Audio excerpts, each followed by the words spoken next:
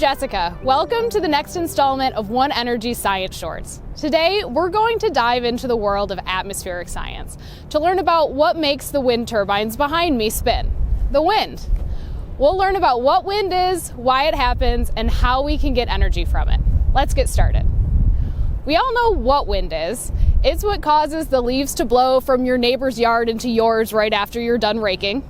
It's what makes the hat fly off your head on your way to school. But how can we explain this phenomenon?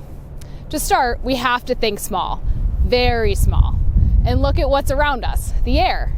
Air is made up of a bunch of molecules. These molecules can get restless and sometimes want to move from one place to another.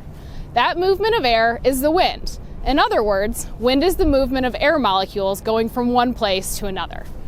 Now you might be wondering, what makes air molecules want to move? That's where the really cool science comes in. Well, it all comes down to the sun. We all know that the sun shines light down on Earth and warms it up. But because the Earth is round and the sun's rays don't hit the Earth equally in all places. For example, at the equator, the sun hits the surface more directly. But at the poles, because of the angle of the sun relative to the surface, the sunlight gets spread out over a larger area. At the equator, you have the energy from the sun concentrated in a smaller area. And at the poles, you have that same amount of energy from the sun dispersed over a larger area. Because of this difference in energy, we get differences in temperature.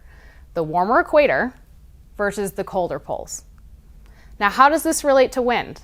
For that, we have to know that temperature is related to this thing called atmospheric pressure. So temperature and pressure are related according to the ideal gas law. This means that if temperature goes up, atmospheric pressure also goes up. Atmospheric pressure is how much the air is pushing down on the Earth's surface in a certain area. To make sense of this, think of pressure as the number of air molecules within a column above the Earth's surface. The more air molecules in that column, the more pressure is being exerted on the surface.